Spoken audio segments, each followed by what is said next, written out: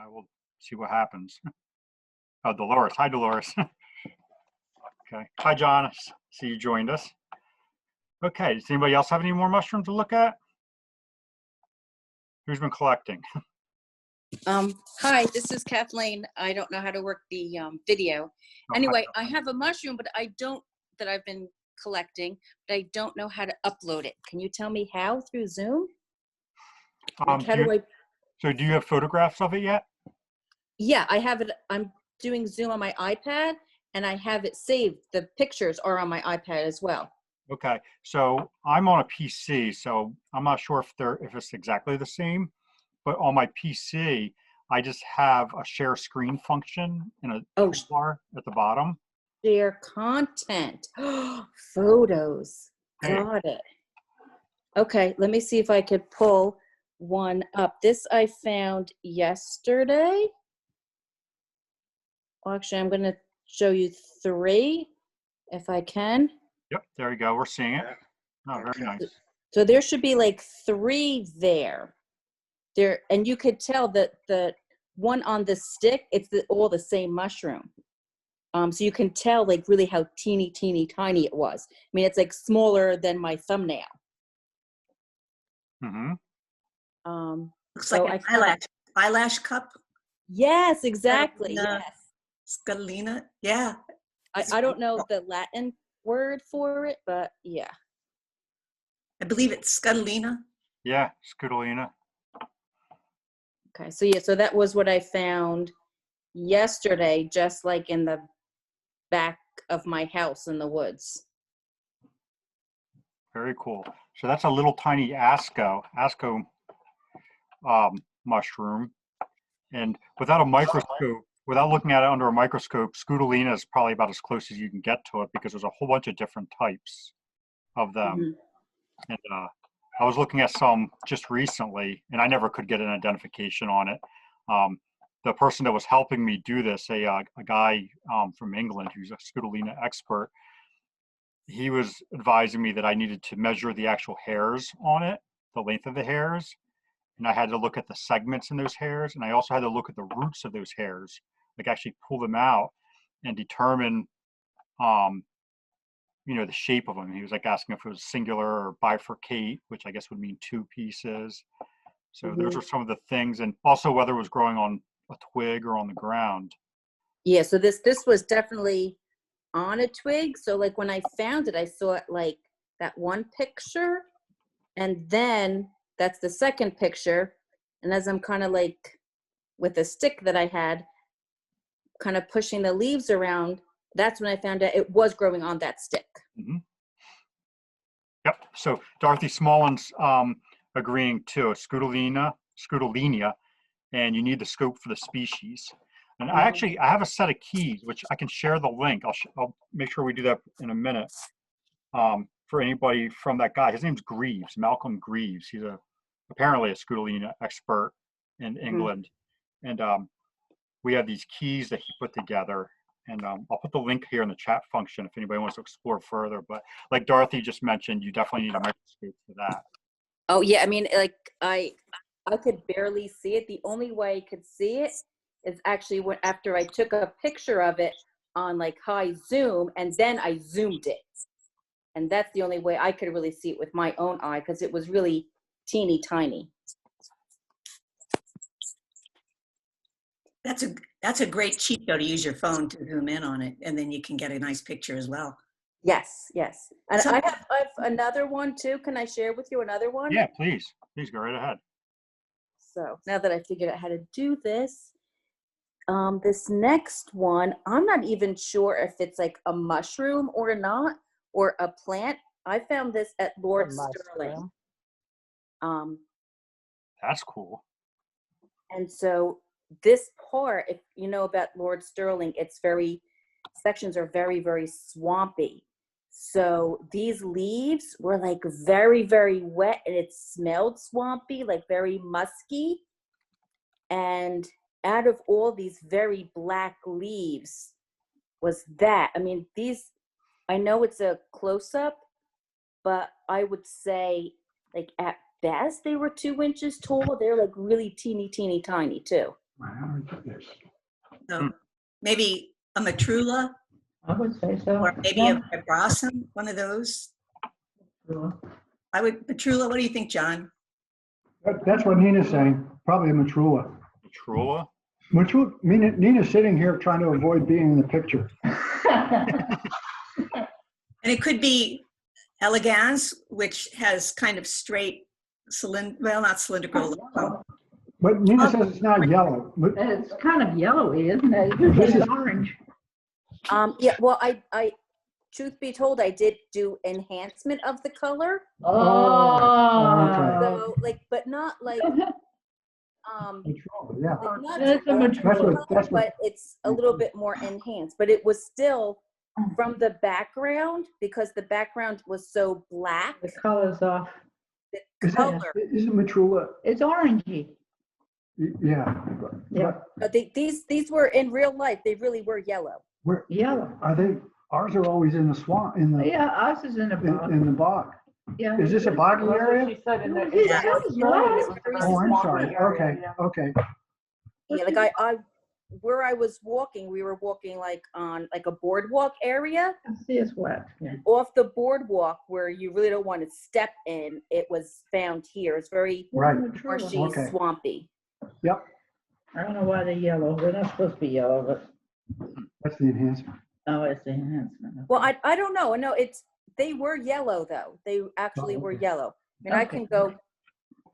can kind of see if I could find. Ooh, I think I lost you guys. No, there you are.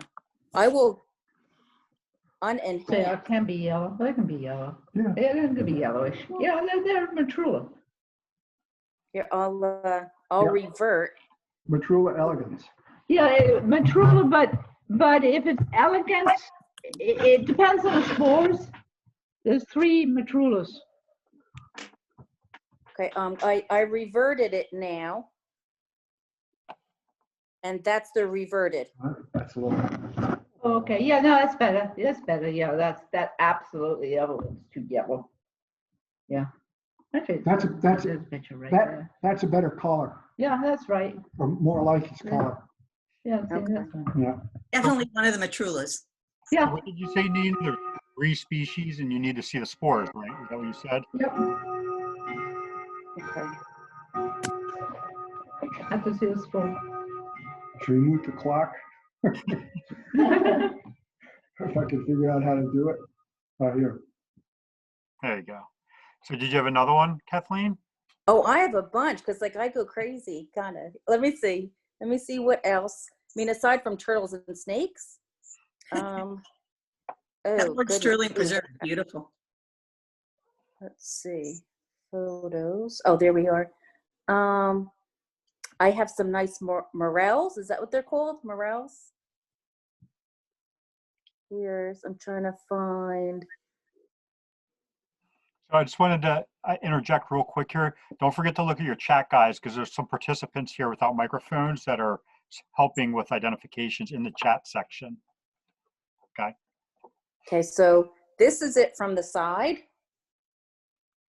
No, well, we know what that is, don't we? And then that's from the top, which I was surprised to find out that it's hollow inside. I Yeah. guess you guys already knew that. If it's not hollow, it's not a morel. Oh, wait, so it has to be hollow to be a morel. Mhm. To be a true morel, yeah. Okay, so then it's a true morel. I found somebody wandering in the woods. I'm like, are you looking for mushrooms? And she said, yes. And I said, are you looking for morels? She's like, she was very territorial. And I said, I promise I will not pick it. I just want to take a picture. So then Wendy from the woods allowed me, she pointed at the morels, I took a picture, and then she collected them. Does anybody have a venture to guess which species that is? What type of tree is it under? Oh, beach. It was all beach. You know where this was by that Princeton Institute that we were supposed to go this month. Mm-hmm. So my husband and I went, just the two of us, walking around, and it was, as you're walking in, it was like on the left under a bunch of, I think it's called beech trees. Big. And there were so many. Like I said, I was not picking them because I did not want to compete with Wendy from the woods. I personally think it kind of looks like Morchella diminutiva because it seems kind of small. That's what I was thinking, Luke. It's got that skinny little stipe, and it looks like it should have the cap should be a little bit bigger, but it kind of something happened to the top of it. Yeah, Dorothy's asking how big it was. Did you remember? I would say it was like the length of my pointer finger at best. Yeah, that sounds right. Fits the description. Yeah. And then here's that's it from the top, like looking inside of it. Yeah, That helps. Looks like maybe it wanted to be a little bit taller, but something stopped it. Maybe something was on top of it or something. I don't know. No, it was just like sticking out of the leaves, just like that. So I pushed the leaves away to kind of see like the bottom of it, but it was there was nothing on top of it when I found it. Okay. Or maybe this could have been the one that Wendy found. She pointed out to me a couple, and then as we were walking out, I found some of my own. Because like once you found it, like you couldn't like not see them anymore. Yeah, Dorothy says maybe an animal chomped on it. That is what it looks like. Okay. Some squirrel. Oh, okay. Okay, because hold on. Hey, Kathleen, remember that spot though next year, because I know, back in unless the middle of the Wendy city. from the woods gets to it. Yeah, but Wendy doesn't own it. I know. Here's a couple. I'm sending like 5 others over. So there's that one. Yeah, I see how it's different. Like this one's pointier. And that one has like a more gray. But they're all like the length of my finger. I wouldn't say they were any taller than my pointer. Yeah, like that one that you're looking at right now, that one most certainly looks like diminutiva. They're pretty small in stature, and usually the caps are larger or longer than the stipe, the stem part. Oh, okay. There's that one. And what do they say? I think 12 centimeters. I was just looking at that a little while back. Yeah, the largest they would get is 12 centimeters, I think. That's what the Bissette's book says, and that would be really, really big. So they're a smaller morel. Yeah, that's like about 4 or 5 inches for a big one. Yeah, I'm really bad at math, but yeah, okay. Kathleen, when did you find them? Do you remember when there was supposed to be that walk in May? That foray in May at the Princeton Institute? Yeah, that was like the second or the third, I think. 2 weeks ago. It was that Sunday. Okay. And I don't remember if it was Saturday or Sunday was the foray, but we went because it was just when I guess the governor said you can go in the parks. I know the parks were open at that point. He had like just opened the parks. Yeah, the second or third, that was when they opened. Yeah. So that was that first weekend that's where I found them. But it was only in this one section. We looked in other sections because again, we didn't want to bother Wendy from the woods, and we could not find them anyplace else except in this one section. Sounds like Wendy was already there. Yeah, maybe. There are a lot of morels in there, but a lot of people also hunt there. It's a pretty well-known place. Oh, okay. But yeah, there are. Last year at our parade, we found over 100. Well, cool. Thanks for sharing, Kathy. Oh, you're very welcome. All right. We have other mushrooms to look at? I have a few. Yeah? Who's that, Lila? Yep. Oh, yeah. Okay. All right, let's start with this one here.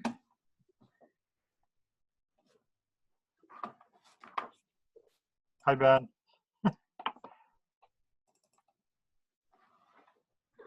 This is the same one.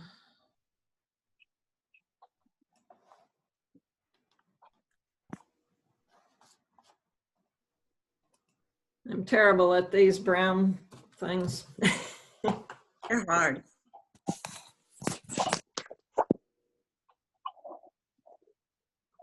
Not very big, kind of old.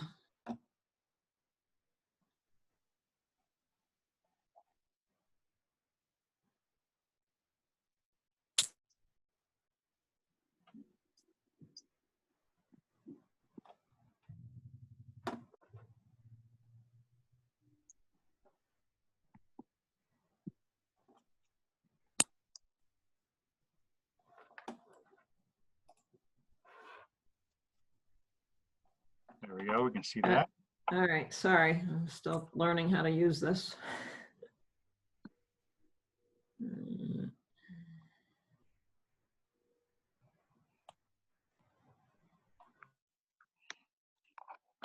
All right, we can see that pretty well. And So what was going on with this mushroom? Where did you find it? growing out of, I think it was oak. This is a little cluster of them. Bark was gone off of most of the tree, but it was either oak or tulip because it was a huge tree, and those are the biggest trees in this woods. Okay. Probably was an oak though. Gallerina, something? Yeah. That's what I was thinking. Did you have any ideas, Lila? I was wondering if it was the deadly Gallerina, but Yeah, I would say it's a Gallerina. I agree. I would think that. Yeah. has the ring. Mhm. Yeah, you're right. It has the ring. It's on wood.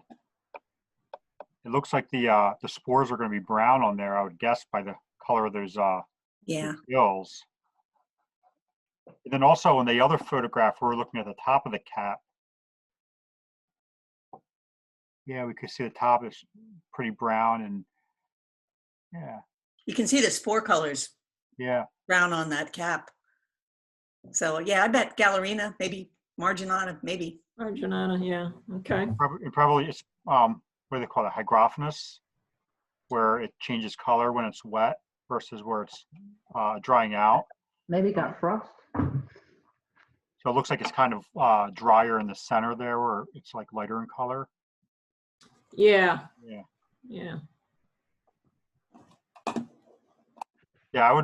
I would call that, especially considering the time of the year, Gallerina marginata. Okay. And I was just reading because I was looking at the difference.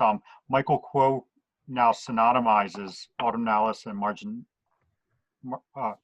marginalis and autumnalis.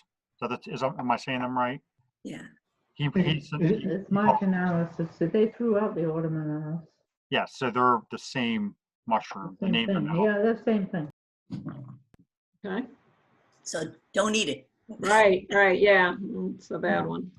Can I tell you guys a real quick story? This just happened to me with these mushrooms. About a month ago, I brought some of these home to my house because I wanted to use them with my microscope, and I had them sitting on my table, and I turned around, and when I turned back, my cat was eating one. Oh, No. And I grabbed him, and he took off. He jumped out of my arms with the mushroom and was taken off running and jumped underneath of another table and was eating it. oh That no. was meat. I attacked him and was like digging it out of his mouth, and I could only recover about 90% of it, and he had to go to the vet for a really expensive stomach pumping operation, and I think, right? completely recovered, but it was not cheap. Oh, my. Wow. And this happened like, and I'm not exaggerating when I say like 60 seconds. I had it out on the table for like 60 seconds, and he just jumped up there and stole it. But he'll be okay. Don't leave mushrooms around the cats. I guess. Yeah, this was about a month ago. He's They're carnivores. Why would they bother with No, that? a lot of cats are omnivores. this, Yeah. Yeah. this No, Rome's they're cats are all, carnivores. Rome's cats are all omnivores. She gets cats They're that eat natural. vegetables. All right, anyway, that's my Gallerinas story. The cat's fine. He's Good. perfect. I'm glad. You're All a right, so that's a cool one. Yeah. I like the tape measure in there. That's very, very informative there. Yeah, it's pretty big.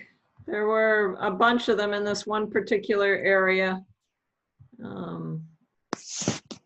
Beech trees, tulip trees, mostly tulip trees. It was probably about an inch deep, the cup, so maybe 2 inches by 3 inches by an inch deep. Got a bunch of other pictures of it. Does it help if I do that? Is that better? It's some kind of Piziza, but which one I didn't know. Mhm.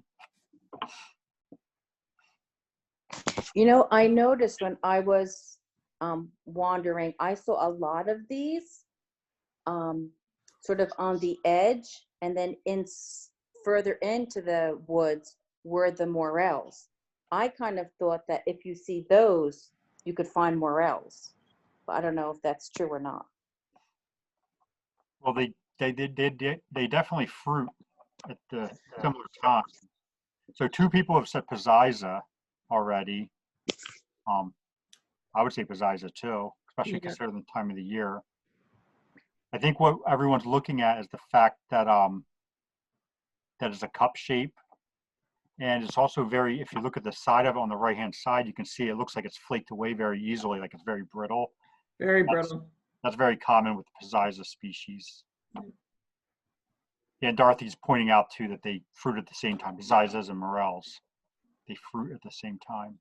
They're kind of fun when you blow on them. You can actually see the spores rising. They're kind of a fun mushroom to find. Okay, I'll have to try that next time I see them. I didn't do that. Now these, again, like so many of the other mushrooms that we see, it's very difficult to get to the species without looking at them under a microscope. Yep. Yeah, I did do a little bit of looking on this one, and I agree the Piziza, but it's like, yeah, beyond that, I don't think I have the tools to. You know what's cool about them is when you look at them under a microscope, you see the asci, because they're an ascomite, is you see the asci, and you look at them in Meltzer's reagent, and the Piziza themselves are always amyloid. So the tips of the asci, which are the sacs where the spores come out of, they turn blue in Meltzer's reagent. Mm. And that's what actually that's one of the features that separates out Piziza from some of the other similar cup fungi that we see out there, are those amyloid asci tips. Mm-hmm. And I've actually seen when I'm making slides with these, sometimes I put the Meltzer's on there, and without the microscope, I can see the blue line form. Oh, really? Yeah. Yeah, it's a pretty powerful reaction. Cool. Good. I like how you measured it out, though. That was nice. So we get an approximation of the size. Yeah. Now I gotta figure out how to get out of full screen here. Escape, maybe. Yeah. There we go. Okay. Dorothy's chat. All right, I got a couple more if you want to see some more. Sure. What else? Here, let me stop while I find them.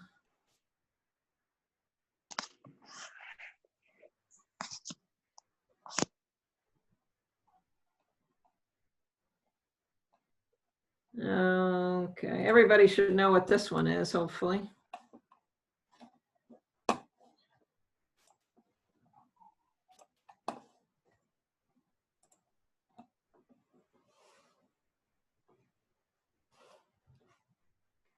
Dryad saddle, Serioporus squamosus.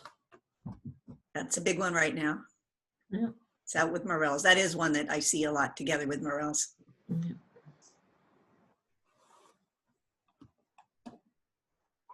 So just one on this old log.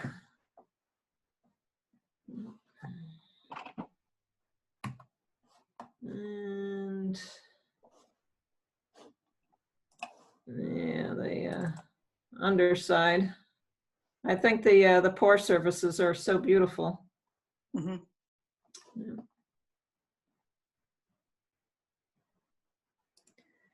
And what else? All right, this one. We're not seeing your screen right now, Lila. Oh, sorry, jeez. So I think we missed the dryad saddle. Oh, we didn't see the dryad saddle? All right. Screen 2. Sharing. There we go. We're seeing it now, or we're seeing your screen now. All right. There we go. Yeah. That's it, yeah. Do you have a picture of the pores by any chance? I do. Oh, very cool. Yeah. Very nice. Now, I think you can eat this one if you take the pores off and eat the flesh part. It's Have not you ever good. done that? Smells like watermelon, but I've never eaten it. I've eaten it a few times. It's not my favorite, but I just saw a suggestion and I have yet to try this. Somebody said it makes a really good jerky with Asian spices. You know, like ginger and, you know, Chinese 5-spice and that sort of stuff. And I kind of felt like that smell, that watermelon-y, like farinaceous smell would work well with those flavors. Mm. Okay. I love the smell of it, but Yeah. how about Stephanie? Does Stephanie eat it? Steph, do you eat that? I've never tried it because I always heard that nobody really likes it much. But I like your idea, Luke, with the Asian flavors. Yeah, not my idea. I just read that on Facebook, but Yeah. yeah, it did sound good. Yeah. It says Vic Gambino would slice very young ones and cook it like bacon. That's what Dorothy says. Yeah, I think they are good when they're fairly young. They're not my favorite in terms of flavor, but they're not like I've eaten some mushrooms that are supposed to be edible that I'm like spitting out. I'm like, this is horrible. Certainly aren't horrible by any stretch. All right, then I got one more here, I think.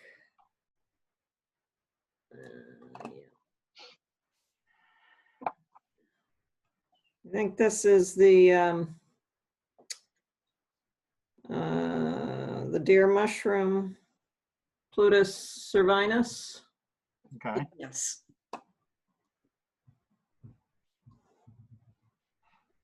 And I have a, So tell us a little bit about it. What did you find it on? rotting stump. Okay. Yeah, it was super rotting stump. Let me see, I think I have a picture of it. Growing here. Yeah, there were several growing all over this rotting stump, which might have been, I don't know, maple maybe? Yeah. Okay. Nice. Yeah, for sure. Definitely some sort of Pluteus. Did you do a spore print on it? I did. And, yeah, here, I brought it in.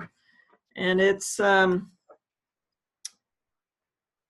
didn't get a whole lot of spores, but it looks kind of cinnamon brown to me. Yeah, that sounds right. Yeah. More on the brown. Kind of peachy brown. Yeah, you're not going to be able to see this in the camera. Yeah. Okay. Can you go back to the shot with the gills? Sure.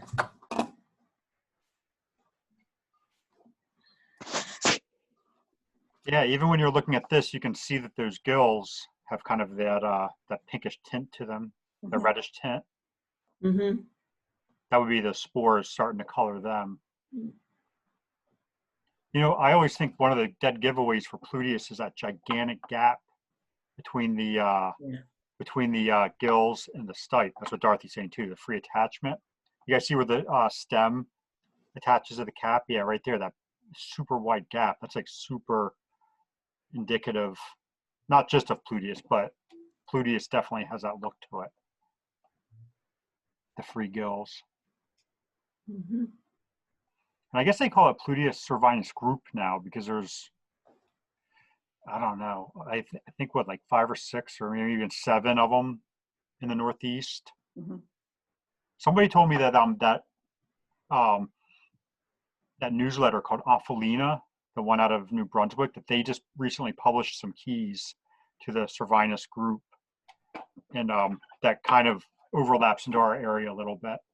So it has some of our species. I haven't looked it up yet, but people are trying to figure that out a little deeper. It's on Felina. What's the group? It's the newsletter out of New Brunswick. New Brunswick, I believe it is. Okay. New Brunswick, Canada. Ophelina. Okay. They're Newfoundland. a good newsletter. Newfoundland. Newfoundland. Thank you, John.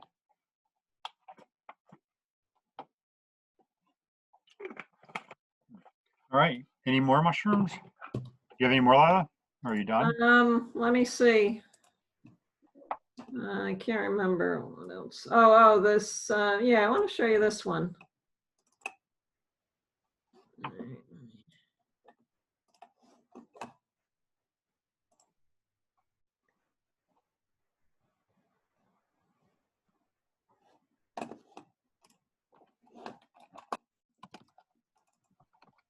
And did the share work? Yep, we can see it.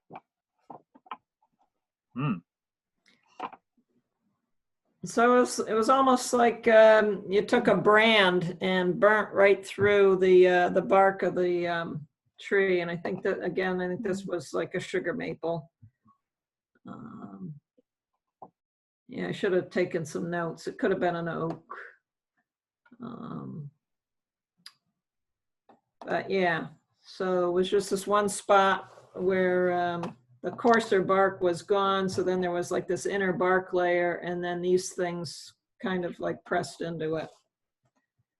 Maybe some kind of a diatribe. Yeah, that's as close as I could come, but I don't know if that was even right. I'd had a close up of it here. Let's see. Yeah, you can see the little pimples on it.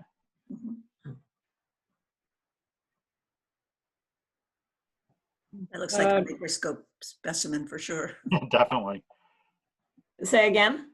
Looks like a microscope is needed to really get a, but I would put it somewhere in diatribe, wouldn't you? Not that I'm any kind of a crust expert, but. I mean, that's a place you could start. There's definitely, some sort of ASCO. I don't know. I couldn't really. I know diatribe looks like that. There's probably a bunch of others. So Unmute John, his mouth is moving. Oh, John, you're on mute. Did you? Yeah.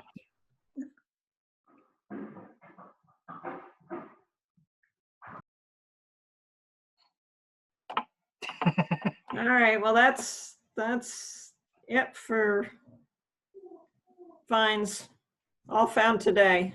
Oh, cool. All today. Well, thanks for sharing. Yeah, thanks for the help with some of these IDs here. Good.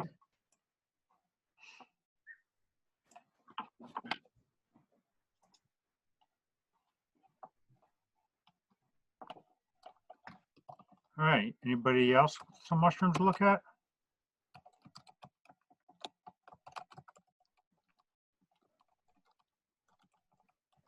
I mean, I have others I could share if you want. Lizzie and I have a mushroom to ID. Okay, then I'll step back. I'd rather see new ones. Is this?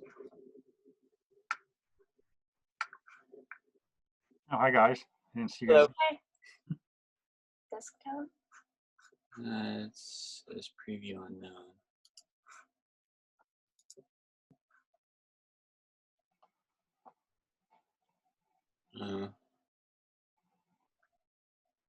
I have to go into security and privacy to grant access to share the screen.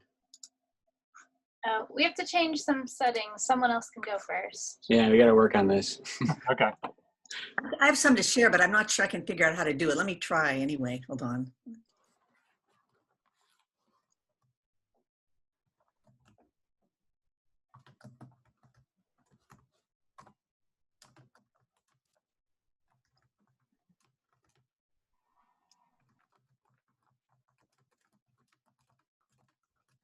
not working so well here. Let me see if I can just go to my photos and.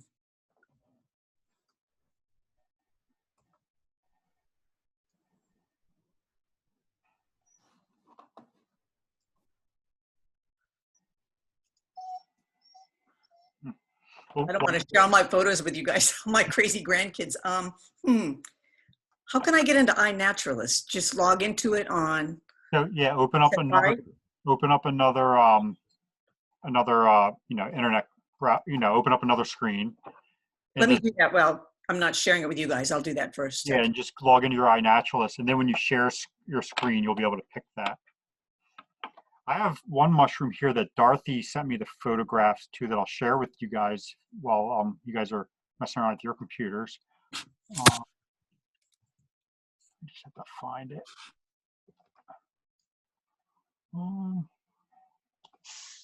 So this is a photograph. Let's see. Dorothy said she picked this amongst her wood debris today. Okay, here we go.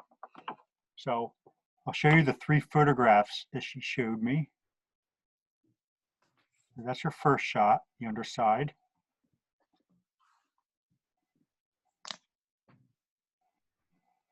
And finally, that photograph. And she said her dimensions, cap was 11 centimeters, the stipe was 12 centimeters. Oops. Anybody recognize it? She put an ID on it already. But. Pluteus cervinus or Pluteus petastus. There you go. So tell us, Liz, why did you go right there? The color, also the long stem. But it is kind of long and thin, huh? Those are, I find those more, the cervinius seem to be a little bit sturdier. Okay. That's what she called it, petastatus? Yeah. Is that right?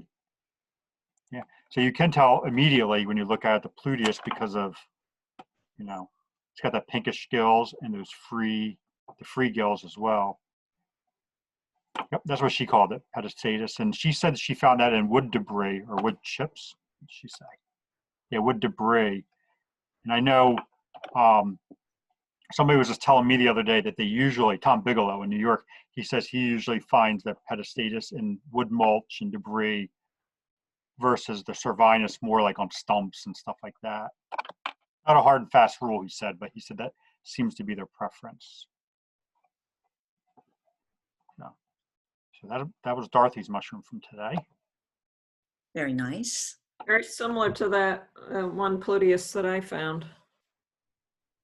Oh, Dorothy's saying go to mushroomexpert.com for a really good Pluteus key. That's right, I did. I used that last year at the Victor Gambino foray. We found some kind of Pluteus there that I was able to use that key for. How you guys doing, Liz? Okay, I think I can do this. Hold on. Just a minute. Share and.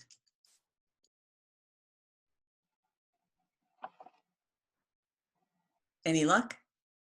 No. No, it's not showing up, huh? You're seeing the icon that says share screen? I am, but now it's gone to. When I click on that, it shows me the screens that I have open on my computer. Then I actually have to click the screen I want to share. Okay, maybe it's just on Safari. Let's see. Open system. I'm going through the same thing that Jason and Lizzie were going through. Just a minute. I think I had to double click to get it to actually share. Mine is saying I have to give it access, so I have to figure out how to do that. Yeah, so we just went through the same thing. We had to go to preferences and give access. So let's see if ours works now. Okay. Yep. Oh yeah. Good. Nice. Presentation. So this is in a Cape May lowland swamp a couple days ago.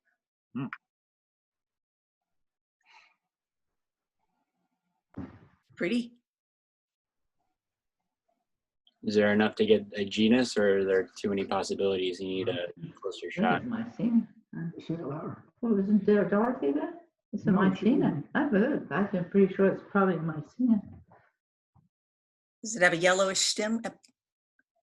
Yellow or white? Yeah, whitish to yellowish.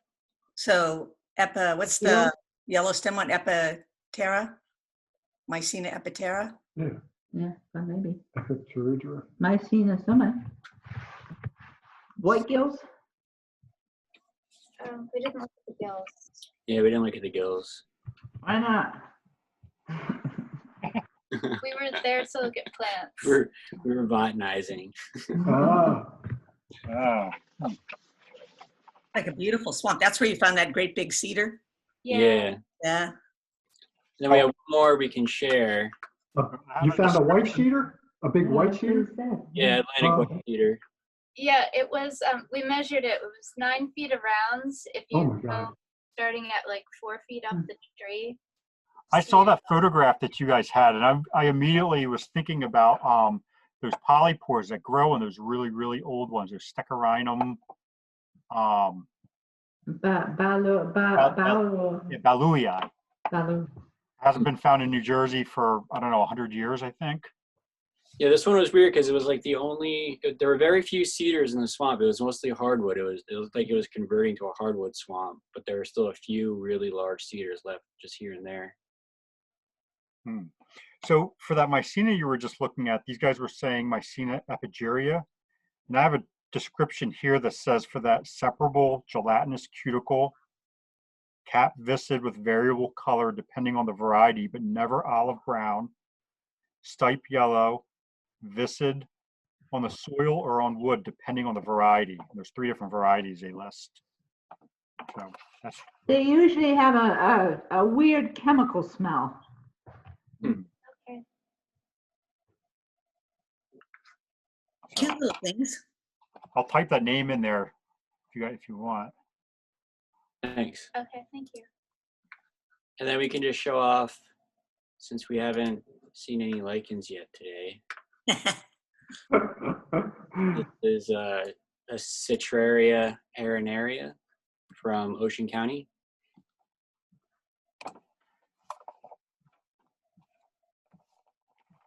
What does that grow on, Jason? Sand. Oh, really? Yeah.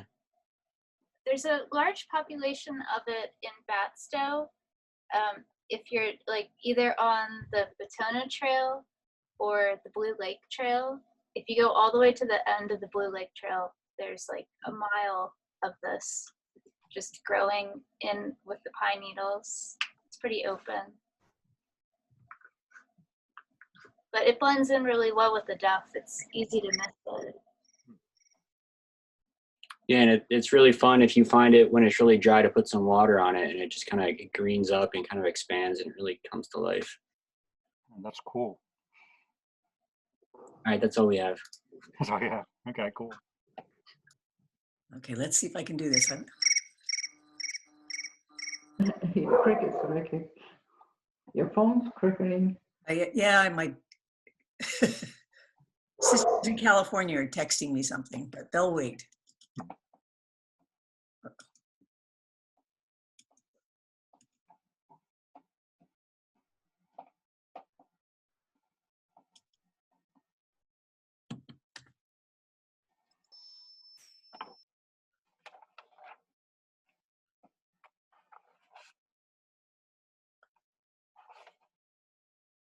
Well, I have.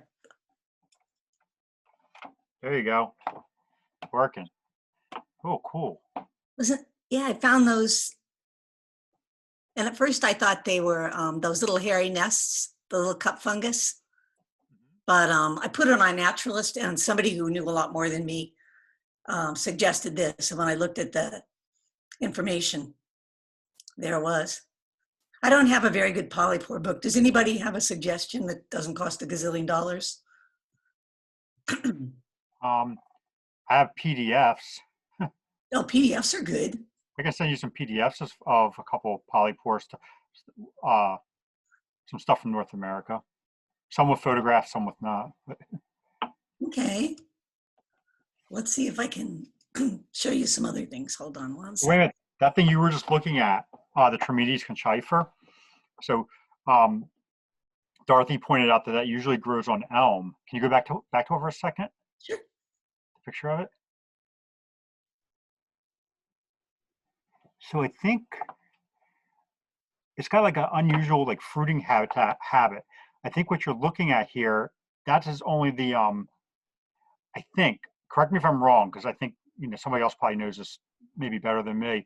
These are the asexual cups of it, because it'll actually form like a more of a polypore, a poroid fruiting body that sends out sexual spores. But I think these little cups that form, they're like splash cups, and the rain hits them and splashes out conidia spores, which are like asexual spores. Does that sound right to anybody else? You guys? A lot of times you'll find the actual polypore with the pores on them, and then these little cups growing out of the top of it. So it's sending out like sending out like spores out of the pores, and it's also sending out asexual spores from the top. This is a picture from the top. Yeah. When you look at it with a loop, it actually had little concentric circles, so it really does look more like a polypore. And this one I think is pretty old. I think it might have been overwintered, but kind of a nice one. Yeah, that's cool. Check out. See if I can get these to come up.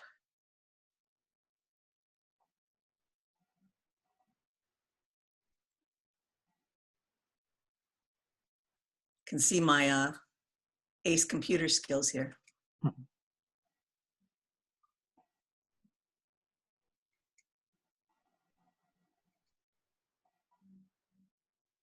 Oh, let somebody else take it away. You sure you're done? Yeah, I'm done. Okay. Mainly because I'm having a hard time getting them to, let's see. Oh, I have something to inject. We found, I don't know, found it in Franklin Park. We found Hepaloma and sent it to, and I'm going to send it off to Henry. He said it's a Hepaloma AUS Austrus, something like Austria? Austria. Hmm. That was the one we found, not this time, but the last time? Yeah, Yeah, which was There's weird only- finding a Hepaloma this time of year. I know, that's what he thought. He thought it was, and I couldn't find any other record of it except the original collection by Merle. Yeah. Hmm. Good It's work. going off to Henry. Wow. That's pretty cool. Do you have a photo? Yeah. Yes, We'll, but I'm not we'll- here. we'll- Again, I don't know how to do we'll it. come better prepared next time. Okay. Okay. This Maybe get some lessons on the side about how to do this. So This tell us was- about this one, Liz. Yeah. Yeah, this was a really fun one. We found it before at Franklin Parker, Right. but it's called a wasp nest. Uh-huh. And it's a really tiny little thing. But, whoop, where'd it go? Yeah, we got all excited because it said contracellular, and we thought, oh, it depends. And then Marcel says it's 10 of those stupid things. Yeah, but when I looked at it, it gets pretty involved. The spores look like it fit in with this Coltracella, but Yeah. when they start to get into those other 30 species, you need to look at hyphae, 4D, Right. and I'm not that good, I'm sorry. And this was, I think, kind of an old specimen. I was really proud of myself that I did the spores, so, Let's say, yeah, you found spores on it. That's pretty good for a polypore. yeah. Well, I didn't get a spore drop from it, but I Yeah. scrushed some up, Yeah. and that worked pretty good. I rarely ever get spores dropped out of a polypore. It's really, really hard to actually get them to drop out. I asked Maricel, because she's always posting those things, and she said she actually rehydrates them first. She puts them in a little bit of water, and then she takes a really fine tweezer and picks something up and then does a squash mount to that. I think she also puts KOH sometimes too. That's right, Nina. She did say that. Yeah, she did say that. Does anybody else want to share? I feel like I'm being a hog. No, do you have that Mycena megaspora there? You took a picture of that. I did, but I don't have it in iNaturalist, but I do have Okay. a picture. Okay. It's in my photos. Let somebody else share for a minute and I'll go look for it in my photos. You just don't want to see all my grandkids, trust me. Liz, do you have a picture of that? The Hebeloma?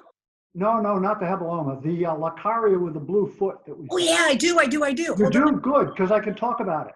I Okay. figured it out. I do. Okay, and it does have a blue foot. Yeah. It's Hold a on. Trichodonmorpha. Here it is. Wait a minute, that's not it. That was the one with the blue foot. The Lacaria? It does look pretty blue at the bottom. That was one Might picture. be a photograph. No, that's a different one, actually. We had- That also has a blue foot. Yeah, we found him in that same area. We were along the Wading River.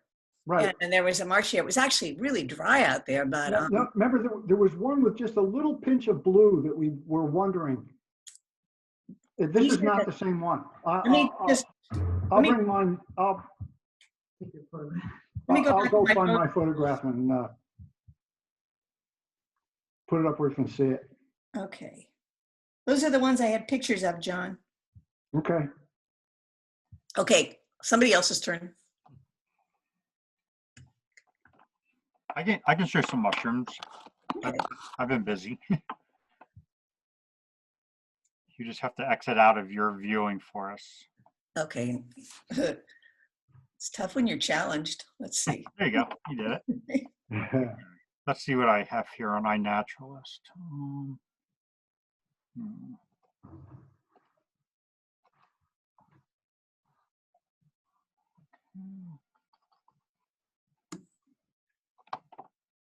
Okay, I will start. We have a bunch of stuff on here. Okay, I'll show you some oyster mushrooms just for people to check out. I just found these on Sunday in Philadelphia. So they were in pretty decent shape. They were a little bit dry. Oops. There you go. They were a little on the dry side. They were at the base of some kind of hardwood. I couldn't even tell what kind of hardwood it was anymore. It was so old and beat up. But they were in fairly good shape. They didn't have too many insects in it. Here you can see the underside with the gills. You can see the beetle in there. I'm never sure what kind of beetle that is.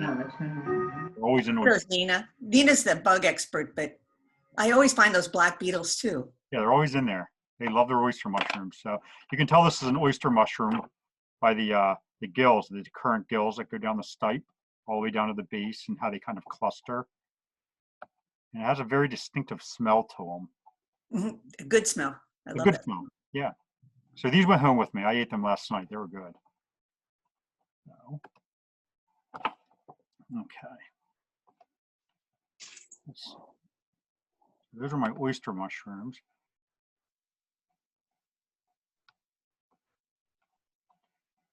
Okay. Here's another guild fungi that I found just today at work. I kind of hastily ID'd this. I'm pretty positive this is what that is. Agrasaceae praecox group, the cracked cap Agrasaceae. Growing in mulch in a landscaped bed. It's got these cracks all across the top of it. And a really delicate partial veil that kind of disappears pretty quickly. And it should have dark spores, I believe. I didn't spore print, I just photographed it. But they're really common right now. I've been seeing these a lot in the past couple of weeks. What did you ID that one to be? Oh, here, I'll scroll up. Agrasaceae praecox. Okay. The group. There's like a whole bunch of them. They have crack caps and they have a collar. Yep. You find them in the spring in the mulch. Sometimes in really abundant. There's a road near here where I walked down the other day and I literally saw hundreds of them. So all along the road. It was all mulched along the road. I'm always sad those are not a good edible because they're so prolific. It's like, Yeah. Okay. Let's see here.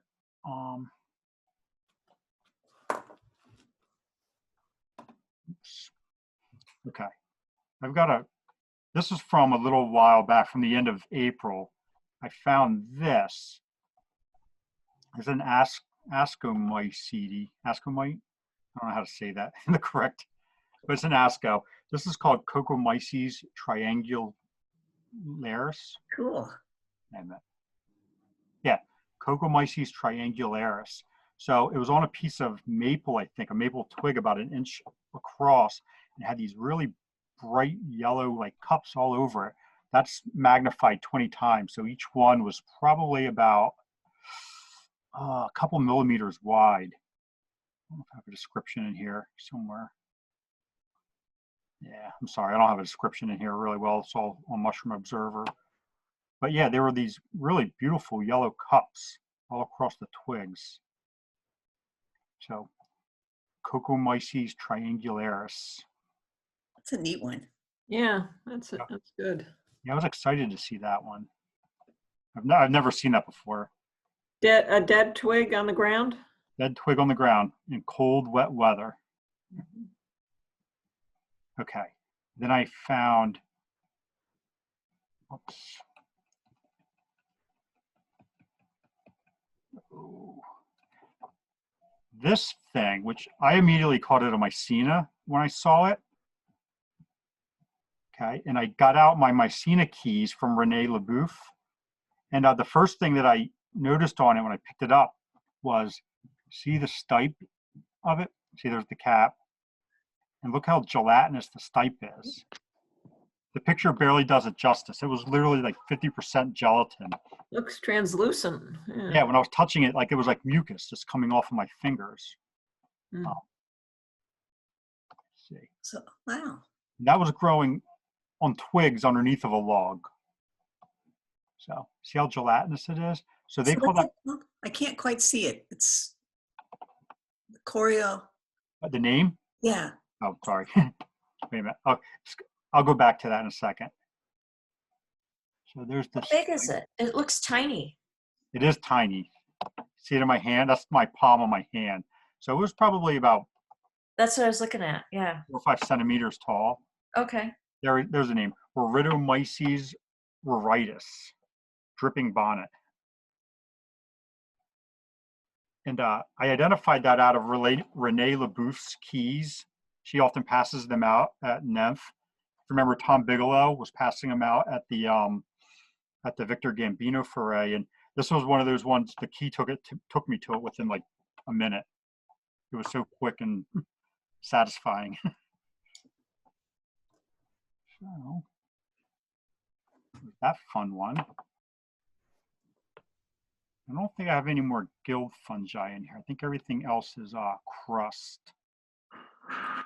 Anybody wants to see any crust or polypores? I have a lot of polypores.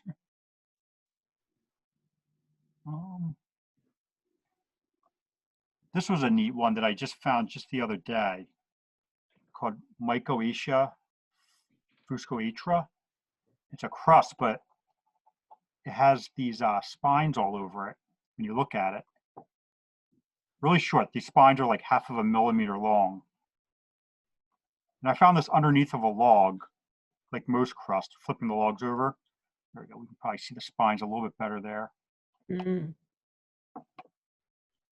But the neat thing about this, these Mycoacia, they all do this. When they're young at least, is if you put a drop of KOH on them, they turn like bright red. It's that color. So just a little bit of potassium hydroxide on there, and then you know fairly sure that you're in that Mycoacia genus. And then beyond that, you have to use a microscope usually, not always. That's how big the spines are. So those are millimeter graduations on there. That's a millimeter across, so you can see the spines, how long they actually are.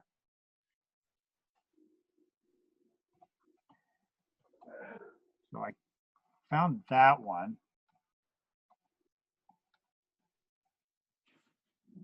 And then just within the same week, about a week beforehand, so I found that this last weekend. The weekend before, I found another Mycoacia. But this is a different species, and I don't think it got identified 100% on here. There's some like different opinions about what it was. If you look at it, see how much denser the spines are on it? Yeah. Like these spines are like visible to the naked eye. They're at least 1 millimeter long. But again, when you put the KOH on it, it turns bright red just like that. I think on here it just says Mycoacia. I think it's called Mycoacia nothfagii. It's supposed to have a really sweet smell to it. I couldn't smell anything on it, but I was doing all this microscopy on it, like so I had like these cyanophilic spores, and I can see the cystidia. These are cystidia, and these are the basidia. So this is where the spores come off of these little points there. There's more examples of them. The basidia, and then these long pointy things are called the cystidia. So with all the measurements and everything, that I'm pretty sure that that's called Mycoacia nothfagii. So 2 Mycoacias in 1 week. So there is that. All right. Who else has something to look at? Because at this point, I'm into nothing but crust and polypores. No, I might be able to pull up that Mycena megaspora that was kind of pretty. Hi, Luke. Hey, what's up? How are you? Good. How are you? Good, good. Okay, let's see if. Thanks, Kim. You're welcome. Okay, let's see.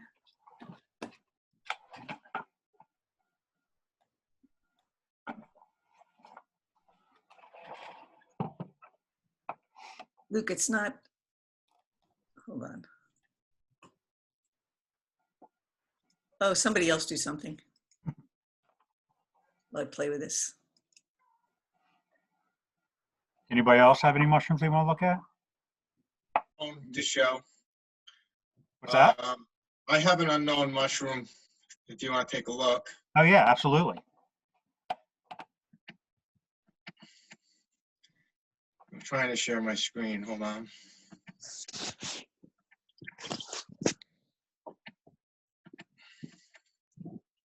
Not letting me turn my camera on.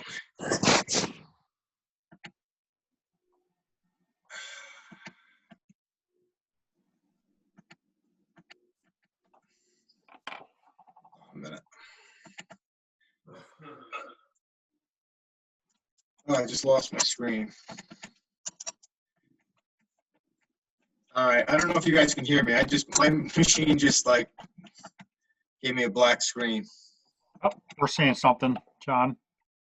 I'm the only one not seeing anything. Well, we're seeing some sort of blobby thing in Yeah, I'll describe it. Yeah, it looked like sort of like a morel on one end and a puffball on the other. It had like a bulbous, almost like balloon-like structure on the end of it. This was early April. Some kind of a calostoma. Yeah. I'm not sure what kind, but Nina's good. Dorothy, it's not the yellow one, the chicken lips, not that one. The yellow one with the red. Yeah. She said, Dorothy, was that once a Mycena?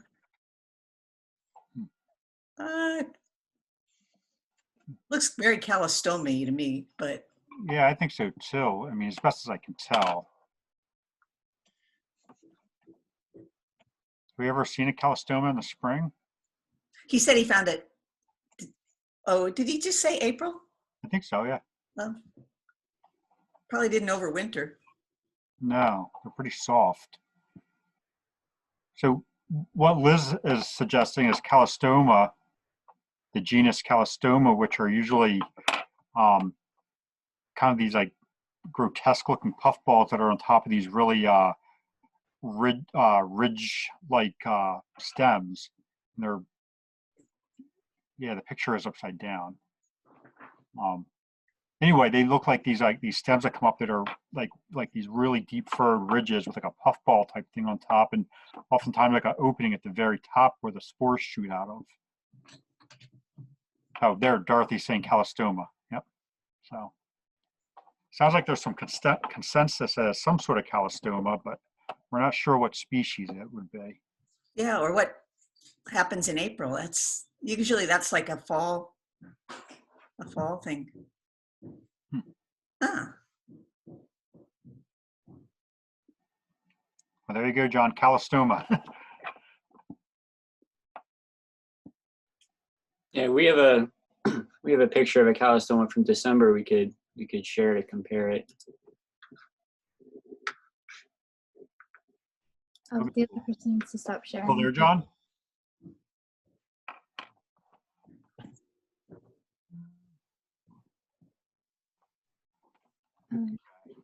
Lost John's audio.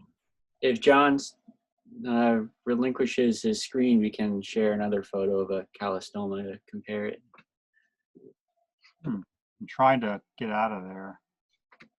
I think he's got to unshare it, doesn't he? Or you're the administrator, you can do anything. I should be able to, but it's not letting me do it.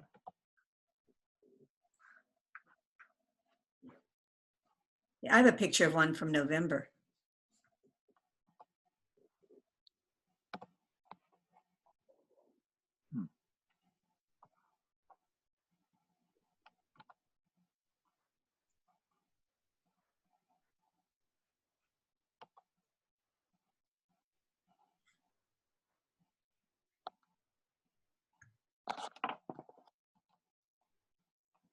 Give me 1 second, see if I can get in touch with John.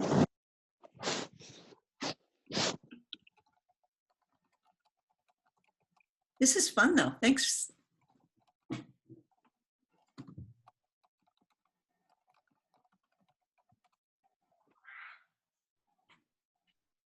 There we go.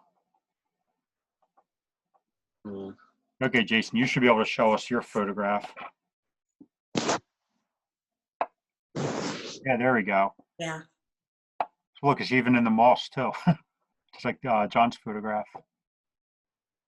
Yeah, it's from December 31st. Looks like a similar species too. It's got the right coloring.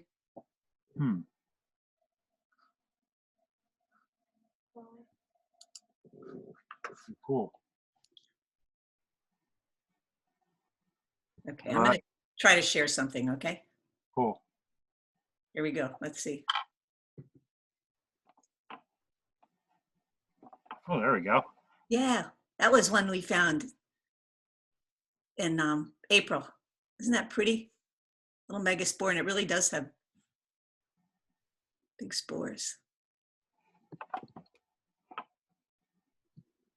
Pretty neat. That was a pretty little one. Very pretty. Let's see if we can find some other ones. We also have a calistoma in here, but.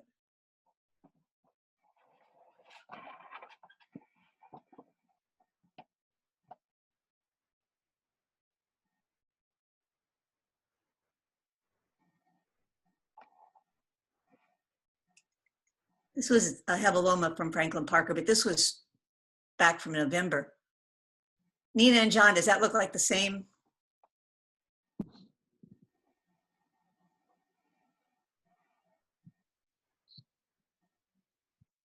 No, sorry, Henry.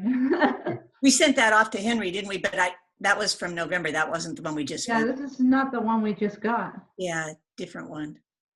Okay, let's. Somewhere in here, there's a calistoma too.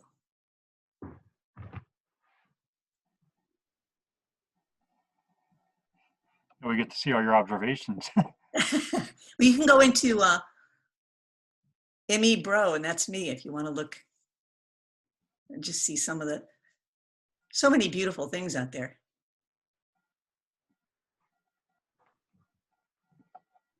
Oh, I think I went past it. Sorry.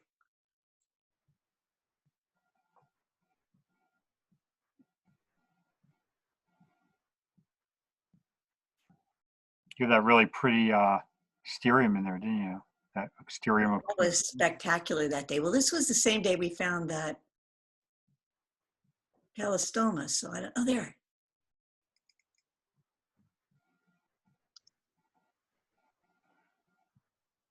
Oh yeah, Calistoma utescens. Just different colors. I'd never seen one before, and it was just amazing, but kind of in a gooey thing. When you pick them up, let's see, there's other pictures. Oh yeah. Yeah, that's a bizarre looking mushroom, huh? It was really weird. Really weird. Yeah, so that little red spot on the top, that's where the spores come out of, right? When you squeeze it, they puff out of there. Right. And they were really fresh. Okay. Well, I'll unshare. Okay. There. All right, anybody else have any mushrooms to look at? Nope. All right, well, cool. So I was thinking, I had suggested I put on for like Tuesdays from 7 to 9, because that was a time that I was able to host. I was thinking I'd like to come back and do this again next week, meet regularly. And I was even thinking that maybe if we wanted to, we could get some of our members to maybe do some presentations for us, maybe for the first half hour or so. Like we could get, we could ask like Maricel to talk about crust for the first half hour, or, there's a whole bunch of people in our club that have some really good special interest. If you guys are interested in that, does that sound like an interest? Great. Yeah, that sounds good. All right, cool. I would like it. I can always learn more. Excellent. All right. Oh yeah, Dorothy wants to show a picture that was sent by Poison Control. Never mind, she said cancel that. Somebody put some things about animal poisonings up here too, about peroxide. Yeah, I saw that. That was when I was talking about my cat. Somebody said they used hydrogen peroxide, and they mentioned something else for dogs. But when I took my cat to the vet, they said that cats are notoriously difficult to make vomit. That's the first thing I did. I called the vet. I was like, I just want to make my cat vomit. And they were like, oh no, you got to bring him in. I'm like, come on. I used salt on my dog when she ate a bottle of Advil. Oh, okay. It worked pretty well. I mean, within 3 minutes, she. But that thing that the cat ate was pretty deadly. The thing your cat ate, Luke. Oh yeah, absolutely. And that he obviously did not ingest any of it. Like I said, I could only account for about 90% of the mushroom when I dug it out of his mouth. I was like trying to reconstruct it. And I figured he possibly could have ingested 10% of that, and he's only a 10-pound animal. And I figured I better get him to the vet because my family would be pretty irritated if my mushroom killed their cat. Well, if 10% went down into his stomach, he would have gone. Yeah, they pumped his stomach and they gave him charcoal, and they also did like blood work on him, watching his liver functions for a few days. So it was pretty clear to me that if he did ingest it, it was pumped out of his stomach quickly. Yeah, right. So, but yeah, if he had consumed 10% of that and not been treated, it definitely would have killed him. Those things are pretty toxic. You were lucky the vet was opened. Yeah, it was an emergency vet. So. Oh. Yeah. Well, a lot of people have their dogs eat things. I know one of my neighbors got a new puppy, and he ate probably what was a Amanita muscaria gasawi. And I don't think he got much of it anyway, but she did the thing with the peroxide, and he was fine. But I know Chris Dara he had one of their dogs died, or one of their friends' dogs. It wasn't his dog. Oh, wow. Died from some kind of Amanita ingestion. Rob Halleck, the linguist guy, he wrote a paper on dogs eating mushrooms, Amanita muscaria in particular.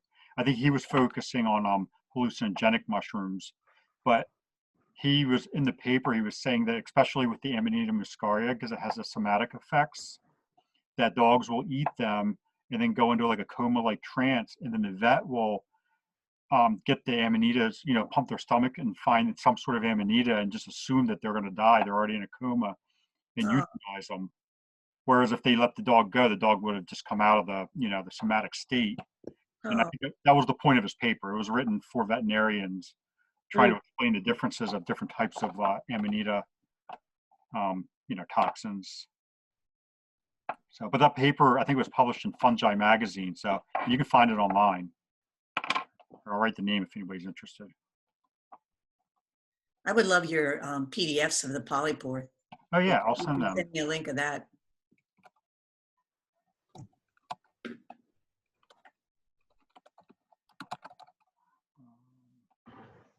No, this was really fun. Nice seeing people's faces anyway, since we aren't going to be able to meet for a bit.